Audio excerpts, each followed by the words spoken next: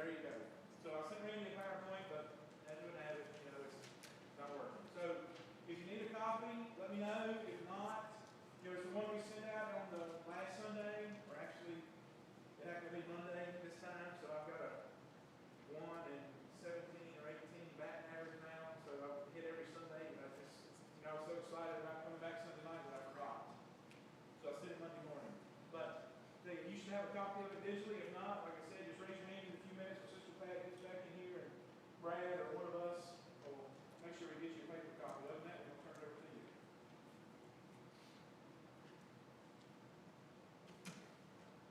Good evening, everybody. Ooh, that's going to be loud. I'm already loud, so let me move that down a little bit.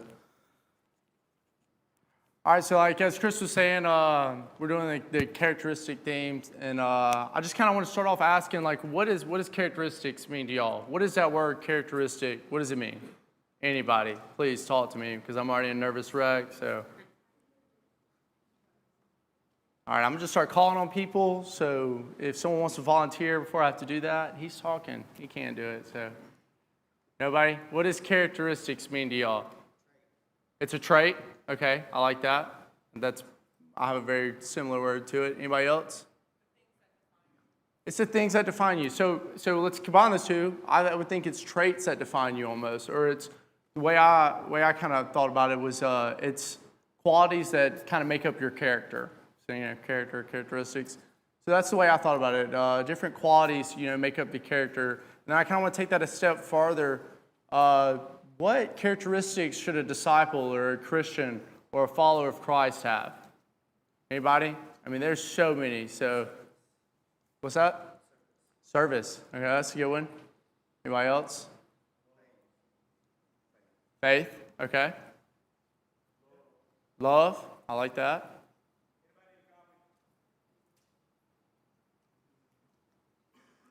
Well, some of you may know, we're talking about godliness. So obviously, one of the characteristics a Christian should have is godliness. So there's many examples of godly people in the Bible, but I want to talk about one man in particular, or two men in particular, but we're going to start off with Job. So when this was first preached to me, I'd never really thought of Job in this kind of aspect. Like I've never heard it being taught this way, but I just kind of want to start out reading in John 1, and then I'm going to go 1 through 5 if you'd like to turn there. That'd be John 1, and I'm going to read verses 1 through 5.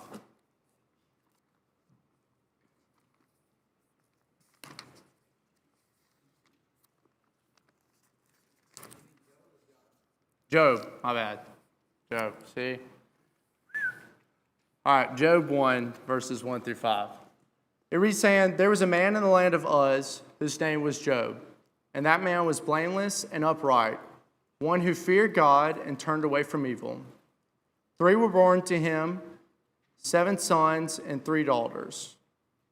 He possessed 7,000 sheep, 3,000 camels, 500 yoke of oxen, and 500 female donkeys, and very many servants, so that this man was the greatest of all the people of the East. His sons used to go and hold a feast in the house of each one on his day, and they would send and invite their 3 sisters to eat and drink with them. And when the days of the feast had run their course, Job would send and consecrate them, and he would rise early in the morning and offer burnt offerings according to the number of them all. For Job said, it may be that my children have sinned and cursed God in their hearts. Thus Job did continually. So from that scripture in Job 1, we know that he's a man from the land of Uz. We know that he was an upright man who feared God and did not like evil. He had 10 kids. That's a lot of kids. Anybody here have 10 kids? I don't ever want 10 kids. I couldn't imagine 1 kid right now, much less 10. So 7 sons and 3 daughters. That's a lot. That's a lot on Job. So he was a rich man with many animals and a great household. So Job had a lot of things going on in his life. He had 10 kids, lots of animals. So Job had a lot on his plate.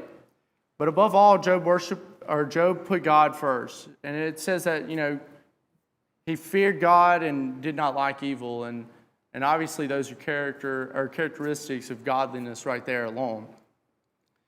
So, and it says that in Job 1:5 that he worshiped God.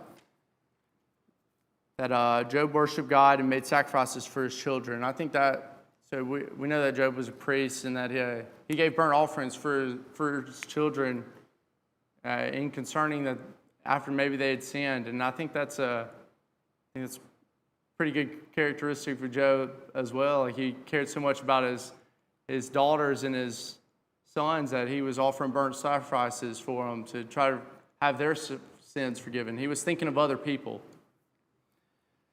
So if you would turn with me to Job 29, chapter 29, verses 12 through 17. This is kind of where we really get into like what kind of man he was. It reads in verse 12, "Because I delivered the poor who cried for help, and the fatherless who had none to help him. The blessing of him who was about to perish came upon me, and I caused the widow's heart to sing for joy. I put on righteousness, and it clothed me. My justice was like a robe and a turban. I was eyes to the blind and feet to the lame. I was a father to the needy, and I searched out the cause of whom I did not know." I'm going to read that again. "I searched out the cause of whom I did not know. I broke the fangs of unrighteousness and made him drop his prey from his teeth." So there's several things that Job was doing that kind of speaks about his character. I kind of want to highlight some of that. So we already know that that he worshiped God and that he made sacrifices for his children. But Job took care of the needs of the poor. He helped the needs of the poor and the fatherless, kids without fathers in their lives. Job took care of the widows and made them happy. So he took time out of his day with 10 kids and thousands of animals to look after kids with no fathers and widows and the poor. Job did so much. It went on to say in verse 15 that he was eyes to the blind and feet to the lame. I mean, you could almost take that literally. I guess he was walking blind people around, helping them whenever he could, or he was feet to the lame. Maybe he was carrying these people around that couldn't walk for themselves. Job certainly had the characteristics of a godly man, wouldn't you say? And then it said, even after all these things that he had done, he searched out and he looked for other things that could be done. That to me speaks a lot. Like, you know, Job didn't sit on the couch and let his servants take care of all of his great wealth and all of his animals and let his 7 sons and 3 daughters run things around the house. He was continuously doing something. He was continuously out seeing what he could do for God, seeing what work could be done. And then it says Job was not in agreement with those who were wicked. So he hated evil. He refrained from it. He abstained from it. And that's something as Christians we should also strive to do. And that is a thing that godliness embodies. So Job was a worshiper. He was a caretaker. He was a helper. And he was a seeker of God's will. That's just some of the things that I got. And I'm sure everyone here could draw some different ones from those scriptures we read. But and he abstained from wickedness. But those are some things that Job was doing in his life that I really feel like embodies godliness. So these actions, it's embodying godliness is actions, it's doing things for others. And I hope we're all striving to be godly like Job was. I want God to describe me as those things, as someone who seeks to do his will. You know, that you can look at me and be like, man, he's eyes to the blind, he's feet to the lame. Like, shouldn't we be that as disciples, as Christians? Shouldn't the world look on us and be like, man, that guy, he's out feeding the hungry, he's feet to the lame. Like, being godliness is embodying all these characteristics that Job had. And as disciples of Christ, we have to be godly like Job was so that we can reach the lost. All these things kind of are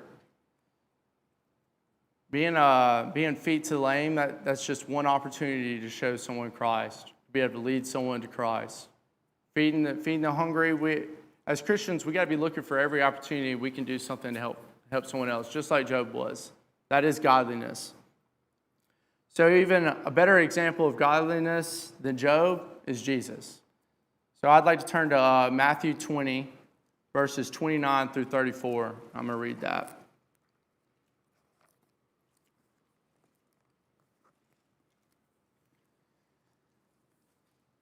This is a story about Jesus healing two blind men.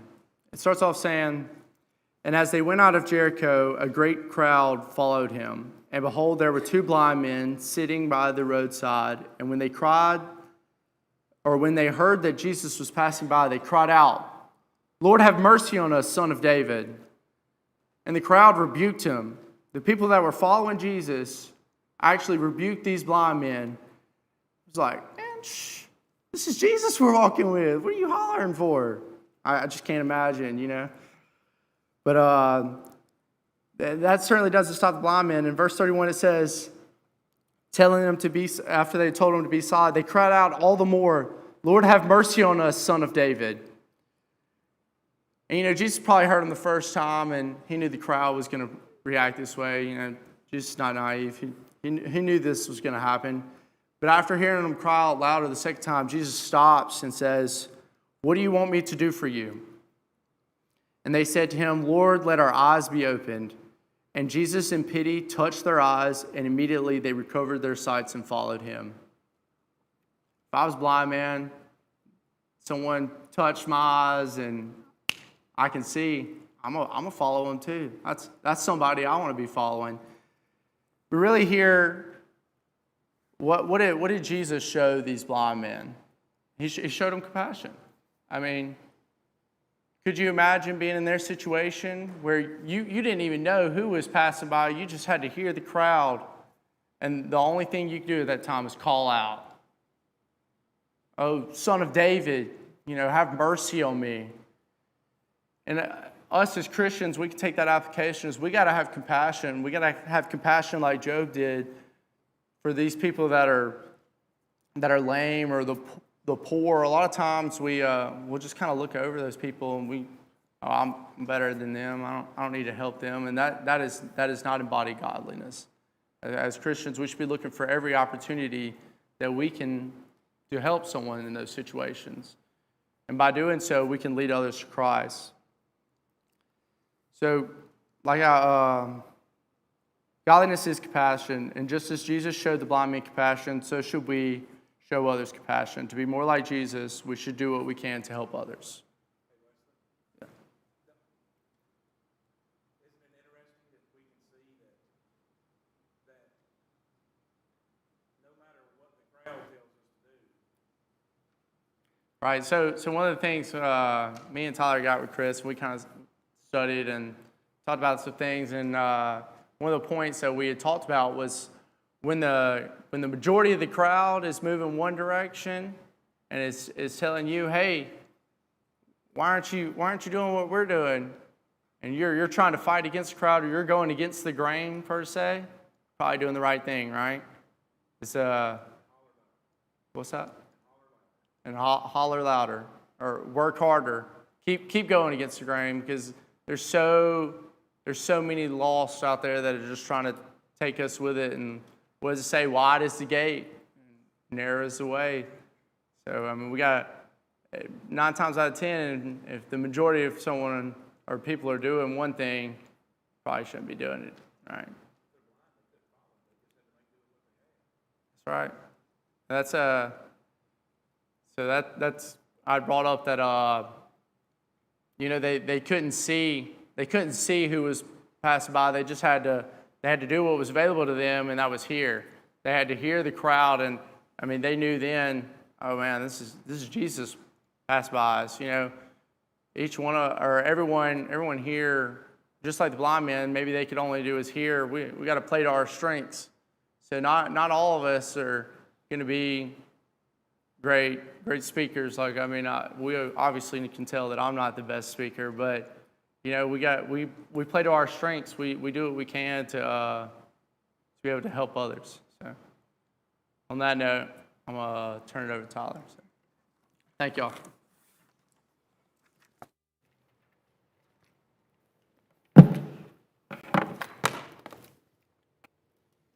One way to start off.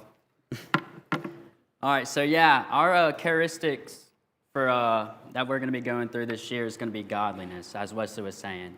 And so I have week 3 is now godliness with contentment is great gain. So I got a question for y'all too, and I hope y'all answer it better than Wesley. So what is godliness to y'all? Being like God? Okay. Anyone else? All right. Okay.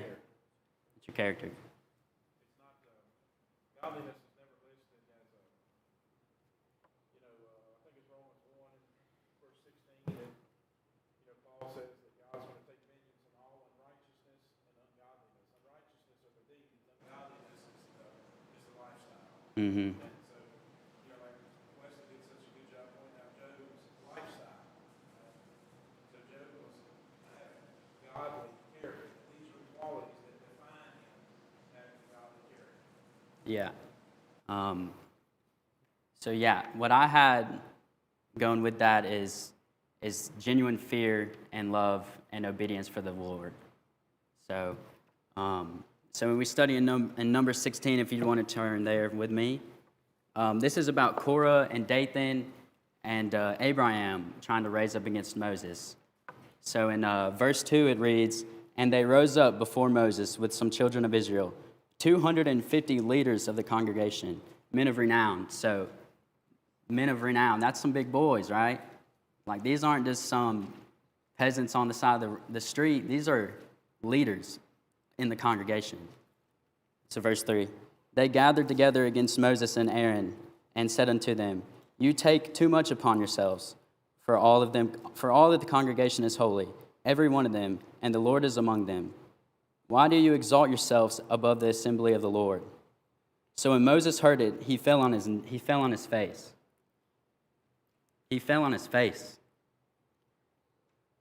In verse 5, "He spoke to Korah and all his company, saying, Tomorrow morning the Lord will show who he is and who is holy, and will cause him to come near." So Moses fell on his face and begged God for guidance. Moses was handpicked, appointed from God to be a leader. You don't think he could have blown up on the Israelites and be like, "Dude, I was chosen. I'm the chosen one from God." But you know what he did? Godliness. He leaned towards God for the answer. So when we go into verse 12, and it says, "And Moses sent to call Dathan and Abraham, the sons of Eliab. But they said, We will not come up. Is it a small thing that you have brought us up out of the land of flowing milk and honey to kill us in the wilderness, that you should keep acting like a prince over us? Moreover, you have not brought us into the land flowing with milk and honey, nor given us inheritance of fields and vineyards. Will you put out the eye of these men? We will not come up." So Dathan and Abraham and Korah, they were looking to serve themselves, right? They were worried about, okay, what is going to happen to me? God has the plan. So after that, God comes and he says, they say, "Get away from the tents of Korah and Dathan and Abraham." God literally split the ground open and just sucked them up. Bye.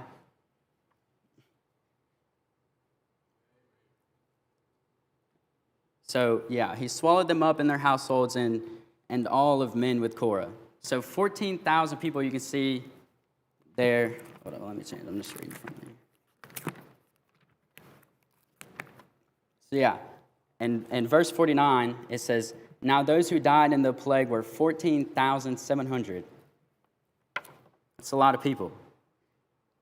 So they served themselves. They walked according to their own desires, and they perished for it. And, it wasn't just Korah. So his ungodly actions caused his whole family. 14,000 people, one leader, can cause that many people to perish. Isn't it interesting, Tyler, that it makes the argument that you brought us from a land of milk and honey when belly aching. Yeah. We ain't got nothing to eat. We can turn back and eat we all remember Bob's the honey bun sermon. Mm-hmm. They wanted to turn back to the onions, and now it's evolved into, this, we left this great place and we were slaves. Mm-hmm. Isn't it, we can see that the ungodly always will twist whatever it is they want to do, their argument, to make it sound like it's a good one. Yep. So, and then going on that, I mean, and if you flip to Jude, my fault. Jude 16, God literally describes, I mean, he kind of makes fun of them if you really look at it. He says, these are grumblers, complainers, walking accord to their own lust, and they mouth great swelling words, flattering people to gain advantage. So they're living for themselves. They're not following God's plan. I mean, and they ultimately perished for it. And Moses wasn't doing this for himself. In verse 28, you see, Moses said, by this you shall know that the Lord has sent me to do all these works, for I have not done them of my own will. He says, I haven't done this for me. None of these works were for me. These were because God told me to do these works. And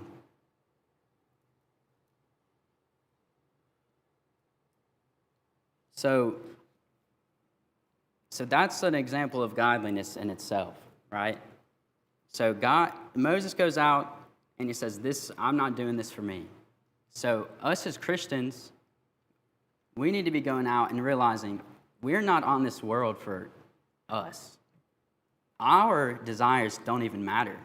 The only reason that we're on this, our main goal in this world is to bring more people with us, make other disciples, just like we were talking about all camp. Cross up and follow me. That's our goal. And so, for example, of serving other people and being an example of serving, I had the pleasure of being able to go stay with Mr. Ken for a while, and I was supposed to be serving him. And he had me dinner made. He just had surgery, had gallbladder removed. He was serving me, and I was supposed to be serving him. Godliness. So we know we should be striving to live out godly, selfless lifestyles. So when people look at us, they're like, okay, they're living a good life. They fear and they love the Lord. So that was kind of the gist for week 3. And so for week 4, we're kind of going on Enoch, right? And Enoch was another godly man. And Enoch's biggest thing, he was a man of faith, right? So in our memory verse for week 4 is going to be Colossians 3, verses 2 through 3. So it says, set your mind on things above and not on things of the earth. For you died and your life is hidden with Christ in God. Okay, so in Genesis 5, verse 19 through 24, if y'all want to turn there. I'm not going to get real big on like Jared had Enoch was 365 years old. I mean, it's relevant, but it's not relevant right now. So the biggest thing that we're trying to take out of this, from Genesis 5, verse 24, it says, Enoch walked with God. That was his action, right? He walked with God. His faith wasn't just an emotion or how I feel, it's an action, right? So, I mean, just like me and Wesley and Chris are talking about, you can't make disciples on your couch. You can't make disciples sitting in your bed eating potato chips watching Netflix. It'd be nice if you could, but God calls us. We are the chosen. God calls us out there to serve and make disciples. So in Hebrews 11, if you want to turn there with me.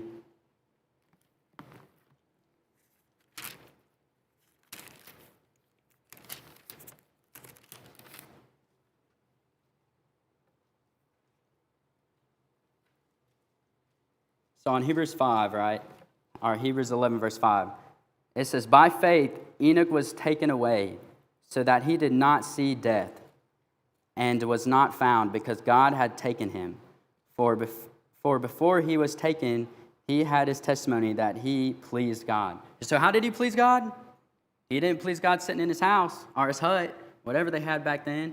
He pleased God by what? Walking with God. He walked with God. Jesus calls you to walk. He doesn't call you to get up and start sprinting, right? Ain't that right, Chris? He calls you to walk. Man, ain't that something? All you have to do is take a step. So, and then all throughout Hebrews 11, you can see, the remainder of it, it's by faith, by faith, by faith. But it's not just by faith, so you can see, follow around in verse 3, or verse 4, my apologies. It says, by faith Abel offered. He offered, that's an action. Verse 7, by faith Noah moved and prepared, actions. In verse 17, by faith Abraham offered up. Abraham offered up his only son. What are you doing? Abraham's out there, he's like, okay, I trust in God so much that I'm willing to go give up my son. That's godliness. But, so if you go back and read verse 6, right, it says, but without faith, it is impossible to please him. So without faith, and faith is, now you know, faith isn't just an emotion, faith is an action. So without actions and living by faith, it is impossible to please God. For he who comes to God must believe that he is, and that he is a rewarder of those who diligently seek him. So we should be seeking out faith, and we should be seeking out to go and preach our word, because now's the time. Look around the world. If there's any other time, it's now. There's no time for sitting around. We ain't got time for that. We got time for getting out there and preaching our word, and don't be scared of it. So, yeah, that's our biggest thing for this coming up week is the characters are being godly, our holiness, if you would. So holiness, the definition of holiness is being obedient to God, right? So I want to do kind of challenge y'all as y'all go back to the world for the rest of this week. Kind of think to yourself, what are you doing to input godliness in your life? What are you doing to serve others, right? Because we're not here for ourselves. We're darn sure we're not here for ourselves, and it don't matter. None of this matters, right? You turn away from yourself and you go and you serve others. That's what God wants from you. Pick up your cross and follow me. So, yeah, that's kind of what we're going to be hitting on for the next couple weeks. So, yeah.